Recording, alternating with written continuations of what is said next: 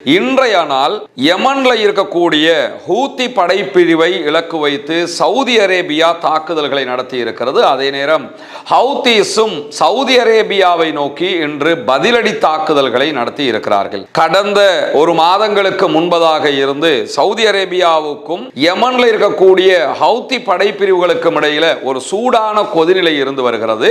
இந்த கொதிநிலையினுடைய உச்சகட்டமாகத்தான் தற்போதைய சண்டை உருவெடுத்திருக்கிறது என்பதை நம்ம பார்க்க முடியும். குறிப்பாக சவுதி அரேபியாவுக்கும் ஹூத்திகளுக்கும் இடையில கடந்த ஒரு 4-5 ஆண்டுகளுக்கு மேலாகவே சண்டைகள் நடந்து வந்த நிலையில பின்னர் 2015களுக்கு பிறகு இருதரப்புக்கும் இடையில ஏற்பட்டிருந்த ஒரு யுத்த நிறுத்தத்தினால சண்டைகள் நிறுத்தப்பட்டிருந்தது. இருதரப்புமே தாக்குதல்களை நடத்துவதை தவிர்த்து கொண்டே வந்திருந்தார்கள். அதை தொடர்ந்து காசா மீதான இஸ்ரேலிய ஆக்கிரமிப்பு படைகளுடைய தாக்குதல்கள் ஆரம்பித்ததற்கு பிறகு இஸ்ரேலை நோக்கி யமன்ல இருக்கக்கூடிய ஹவுதீஸ் தாக்குதல்களை நடத்த ஆரம்பித்தது மட்டுமல்லாமல் செங்கடலை மூடுவதாக அறிவித்திருந்தார்கள். செங்கடல் பகுதிகளில் இஸ்ரேலுக்கு ஆதரவான குறிப்பாக அமெரிக்க கப்பல்கள் பயணிப்பதற்கு தொடர்ந்து தாக்குதல்களை நடத்தி வந்தது ஹவுத்தி படைப்பிரிவுகள். கிட்டத்தட்ட 200க்கும் மேற்பட்ட கப்பல்கள் மீது அவர்கள் அந்த 2 ஆண்டுகளுக்குள்ளாக தாக்குதல்களையும் நடத்தி இருந்தார்கள். அவ்வளவு பலமிக்க ஒரு குழுவாக ஹவுத்தி படைப்பிரிவினர் செயல்பட்டு வருகிறார்கள் என்பது நமக்கு தெரியும்.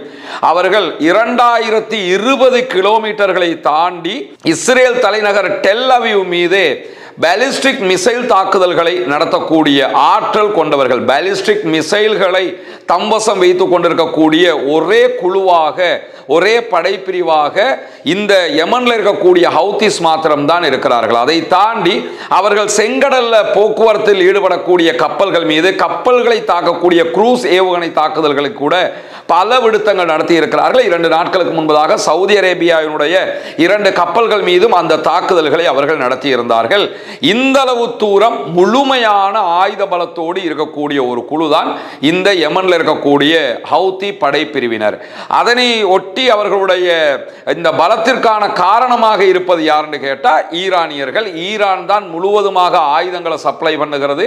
ஈரான் தான் அவர்களுக்கான பயிற்சிகளை கொடுக்கிறது. ஈரான் தான் அவர்களுக்கான எல்லா காரியங்களிலும் ஈடுபட்டு வருகிறது. யமனை பொறுத்தவரையில யமன்ல சவுதி ஆதரவு பெற்ற ராணுவம் அல்லது சவுதி ஆதரவு பெற்ற அரசாங்கம் என்கிற ஒன்றும் நடைபெற்று வருகிறது.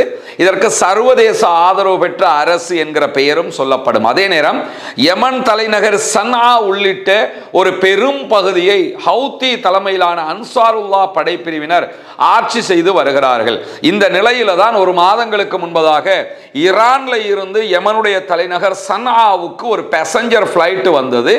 இந்த விமானத்தை பொறுத்தவரை ஒரு 10 ஆண்டுகளுக்கு பிறகு ஈரான்ல இருந்து நேரடியாக யமன் தலைநகர் சன்ஆவுக்கு இந்த விமானம் தரையிறங்கியது. இந்த விமானத்தை தரையிறங்க விடாமல் சவுதி தலைமையிலான சவுதியினுடைய ஆதரவு பெற்ற யமன்ல இருக்கக்கூடிய ஆட்சியாளர்கள் சன்ஆவினுடைய விமான நிலையத்திற்கு தாக்குதல்களை நடத்தி இருந்தார்கள். பின்னர் அதே விமானம் வேறு இடங்களில் தரையிறக்கம் செய்யப்பட்டிருந்த செய்திகள் எல்லாம் வெளியாகி இருந்த நிலையில இதற்கு நாங்கள் பதிலடி கொடுப்போம் என்று சொல்லி ஹூத்திகள் சொல்லி இருந்து சவுதி அரேபியாவினுடைய அபுஹா விமான நிலையத்தின் மீது தாக்குதல்களை நடத்தி இருந்தார்கள்.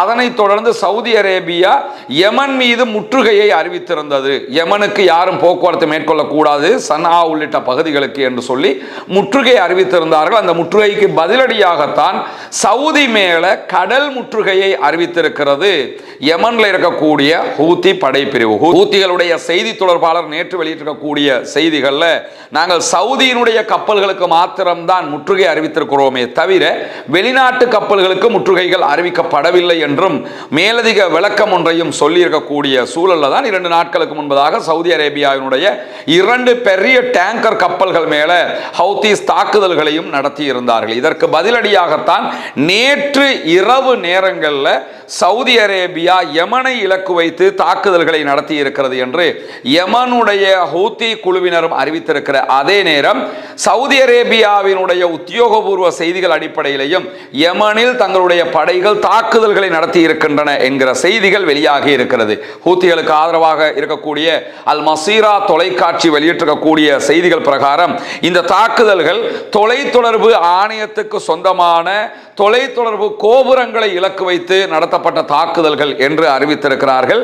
கமரான் தீவிலையும் தாக்குதல்கள் நடந்ததாக அல் மசீரா தொலைக்காட்சி ஊடகம் வெளியிட்டிருக்கக்கூடிய செய்திகளில் பார்க்க முடிகிற அதே நேரத்தில் இந்த தாக்குதல்களில் ஒரு பெண் இதுவரைக்கும் கொல்லப்பட்டிருக்கிறார் என்கிற செய்திகளும் வெளியாகி இருக்கிறது. அதே போன்று ஹுதைதா துறைமுகத்தில் வெடிப்பு சத்தங்கள் கேட்டதாகவும் ஹுதைதா துறைமுகத்தில் தாக்குதல்கள் நடத்தப்பட்டதாகவும் சில சாட்சிகள் உறுதிப்படுத்துகின்றன என்று ராய்ட்டர் செய்தி வெளியிட்டிருந்த நிலையில் ஹுதைதா மீது நாங்கள் எந்த தாக்குதல்களையும் நடத்தவில்லை என்று சவுதியும் அறிவித்திருக்கிறது. அதே போன்று யமன்ல இருக்கக்கூடிய ஹூத்திகளும் ஹுதைதா மீது எந்த தாக்குதல்களையும் சவுதி அரேபியா நடத்தவில்லை என்கிற செய்திகளை இருதரப்புமே உறுதிப்படுத்தி இருப்பதை நம்ம பார்க்க முடியும். இந்த சூழல்ல தான் தற்போது யமனை நோக்கி யமன்ல ஹூத்திகளை இலக்கு வைத்து கமரான் தீவு மீது நடத்தப்பட்ட தாக்குதல்களுக்கு பதிலடியாக ஹூத்திஸும் சவுதி அரேபியா மீது தாக்குதல்களை நடத்த ஆரம்பித்திருக்கிறார்கள் என்கிற செய்திகள் வெளியாகி இருக்கிறது. இதுல பார்க்க வேண்டிய மிக முக்கியமான ஒரு விவகாரம் என்னன்னு கேட்டா,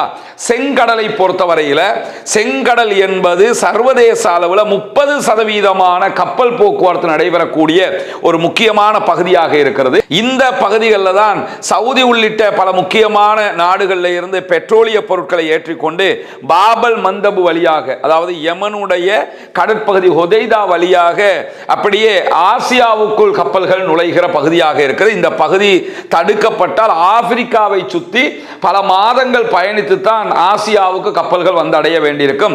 அவ்வளவு ஒரு முக்கியமான பகுதி மட்டுமல்லாமல் இந்த பாபல் மந்தப் என்கிற பகுதிகள் யமன்ல இருக்கக்கூடிய பகுதிகள் ஹூத்திகளுடைய கட்டுப்பாட்டில் இருக்கக்கூடிய பகுதிகள். ஆனால் சவுதி அரேபியாவுக்கு எவ்வளவு முக்கியத்துவம் வாய்ந்ததுன்னு கேட்டா, சவுதி முழு பிசினஸையும் இந்த பகுதி வழியாகத்தான் பண்ணி கொண்டு இருக்கிறாங்க. அதனால தான் தற்போது இந்த முருக நிலை தோன்றிக் கொண்டிருக்கிறது. இந்த ஹுதைதா துறைமுகம் வழியாக இருக்கக்கூடிய இந்த பகுதி முழுவதையுமே யமன்ல இருக்கக்கூடிய ஹவுதீஸ் கட்டுப்படுத்தி கொண்டிருக்கக்கூடிய சூழல்ல தான் சவுதி அரேபியாவினுடைய இந்த பதிலடியை ஹூத்திகள் எதிர்பார்த்து கொண்டே இருந்ததாகவும் இதற்கு தாங்கள் செங்கடலிலே பதிலடி கொடுப்போம் என்கிற செய்திகளோடு சேர்த்து சவுதி அரேபியாவின் அரம்கோ மேல தாக்குதல் நடத்துவோம் என்று சொல்லிக்கொண்டே இருக்கிறார்கள். அரம்கோங்கிறது சவுதி அரேபியாவினுடைய ஈரல் மாதிரியான ஒரு பகுதி. அரம்கோ தான் முழுவதுமாக சவுதி அரேபியாவில் பெட்ரோலியம் உற்பத்தி செய்யக்கூடிய நிறுவனமாக இருக்கிறது. அதன் மீது நாங்கள் தாக்குதல்களை நடத்துவோம் என்று அறிவித்திருக்கிறார்கள். ஆரம்பத்தில் இந்த அரம்கோ உள்ள வந்து சவுதி அரேபியாவுடைய எக்ரிமெண்ட் போடும்போது 100 ஆண்டுகளுக்கு எக்ரிமெண்ட் போட்டிருந்தாங்க. எந்த ஒரு பெட்ரோலிய பிசினஸ் ஆக இருந்தாலும் அவங்க டாலர்ல தான் பண்ணணுங்கிற அக்ரிமெண்ட் இருந்தது. பிற்பட்ட நாட்கள் 100 ஆண்டுகள் தாண்டியதற்கு பிறகு சவுதி அரேபியா டாலர்லையும் பண்ணலாம், வேண்டிய உலகத்தில் இருக்கக்கூடிய எந்த கரன்சிலையும் பிசினஸ் பண்ணலாம் என்கிற நிலை உருவாகி இருக்கிறது. ஆனால் அரம்கோ தான் இதுவரைக்கும் பெட்ரோலியங்களை உற்பத்தி செய்து கொண்டிருக்கிறது. சவுதி அரேபியாவினுடைய மிக முக்கியமான கம்பெனியாக அது இருக்கக்கூடிய நேரத்தில் தான் அரம்கோ மேல தாக்குதல் நடத்துவோம், விமான நிலையங்கள் சவுதி அரேபியாவுடைய விமான படைத்தளங்கள் மீதெல்லாம் தாக்குதல்களை நடத்துவோம் என்று அறிவித்திருக்கக்கூடிய ஹவுத்திகள் இதற்கு மேலதிகமாக சவுதி அரேபியாவினுடைய எண்ணெய் குழாய்கள் மீதும் தாக்குதல்களை நடத்துவோம் என்று சொல்லி இருக்கிறார்கள். சவுதி அரேபியாவை எடுத்துக்கிட்டா ஒரு பக்கம் ரெட் சி இருக்கிறது, மறுபக்கமாக ஹொர்முஸ் ஜலசந்தி இருக்கிறது. ஹொர்முஸ் ஜலசந்தியில இந்த ரெண்டு பக்கத்துக்கும் இடையில அவங்க நிறைய பெட்ரோல் குழாய்களை அமைத்திருக்கிறார்கள். குழாய்கள் வழியாகவும் அவங்க பெட்ரோலிய பொருட்களை ஏற்றுமதி செய்து கொண்டிருக்கிறார்கள். குறிப்பாக ஈரான் அரபு நாடுகளை தாக்கி கொண்டிருந்த நேரத்தில் ஹொர்முஸ் வழியாக பஹ்ரைன், கத்தார், குவைத், யுஏஇ போன்ற நாடுகளுக்கு பிசினஸ் பண்ண முடியாம இருந்தாலும் ரெட் சி வழியாக சவுதி அரேபியா பிசினஸ் பண்ணி கொண்டிருந்தாங்க. அதற்கு இந்த குழாய் போக்குவரத்து மிக முக்கியமானது. அதன் மீதும் தாக்குதல் நடத்துவோம் என்று சொல்லி தற்போது ஹூத்திகள் எச்சரிக்கை விடுத்திருக்கக்கூடிய செய்திகளும் வெளியாகி இருக்கக்கூடிய நிலையில தான் ஹூத்திகள் எங்கிருந்து பதிலடி கொடுக்கிறார்கள் என்பதை கண்டறிவதற்காக சவுதி அரேபியா முயற்சித்துக் கொண்டிருக்கிறது என்கிறது அல் ஜசீராவினுடைய ஆய்வு தொகுப்பு. காரணம் என்னன்னு கேட்டா, ஹவுதீஸ் யமன்ல இருக்கிறாங்க. இந்த யமன்ல எந்த பகுதியில இருந்து அவங்க தாக்குதல்களை நடத்துகிறார்கள் என்பதை சரியாக இதுவரைக்கும் கண்டறிய முடியாமல் சவுதி அரேபியா திணறிக் கொண்டிருப்பது மட்டுமல்லாமல் அமெரிக்காவினுடைய அறிவித்தல்கள் பிரகாரம் ஹவுதீஸ் நாடு முழுவதும் ஏவுகணை மையங்களை அமைத்திருக்கிறார்கள் என்று அமெரிக்கா அறிவித்திருக்கிறது. ஆனால் அமெரிக்காவும் கரெக்டாக ஹவுதீஸினுடைய ஏவுகணை மையங்களை கண்டறியவில்லை. யமனுக்குள்ள எந்த இடத்துல ஏவுகணை மையங்களை அமைச்சிருக்கிறாங்க, ஏவுகணை அட்டாக் பண்ணுகிற இடங்களை வச்சிருக்கிறாங்கிறத கண்டறிய முடியாத நிலை இருக்கிறது. காரணம் என்னன்னு கேட்டா, இந்த நாட்டுக்குள்ளேயும் யமன்ல இருக்க ஹூத்திகளுடைய பகுதிகளிலையும் ஏவுகணை மையங்களை நிறுவியது, ஆயுதங்களை கொண்டு வைத்தது, ஆயுத தொழிற்சாலைகளை அமைத்து கொடுத்தது எல்லாமே ஈரான் பண்ணினது. எனவே ஈரானுடைய அண்டர் கண்ட்ரோல்ல இருக்கிற காரணத்தினால இந்த இடத்துல எல்லாமே பங்கர் சிஸ்டமாக இருக்கும் என்பதாலையும் கண்டுபிடிக்க முடியாமல் சவுதி திணறுகிறது என்று சொல்லி அல் ஜசீரா எடுத்திருக்கக்கூடிய செய்திகள்ல இன்றைக்கு நம்ம பார்க்க முடிகிற அதே நேரத்தில் ஹூத்திகள் ஹுதைதா மாகாணத்தில் இருந்து மட்டுமே தாக்குதலை நடத்தல, மற்ற பல இடங்களில் இருந்தும் தாக்குதல்களை நடத்துவார்கள். ஆனால் அதை கண்டுபிடிப்பதற்குத்தான் தடுமாறுகிறது சவுதி அரேபியா என்கிற செய்திகள் வெளியாகி இருக்கிறது. அதை தாண்டி சவுதி அரேபியாவில் இருக்கக்கூடிய ஜசான் மாகாணத்தின் மீது தாக்குதல்களை நடத்தி இருக்கிறது ஹூத்தி படைப்பிரிவு என்கிற செய்திகள் வெளியாகி இருக்கிறது. இங்க நீங்க பார்த்தீங்கன்னா இந்த வரைபடத்தில் இந்த இடத்துல ஜசான் மாகாணம் இருப்பதை நீங்க பார்க்க முடியும். ஜெய்ஷான் இருக்கிறது. இந்த இடம் முழுவதுமாக யமன் பார்டராக இருப்பதை நீங்க பார்க்க முடியும். இந்த இடத்தோட யமன் முடிகிறது.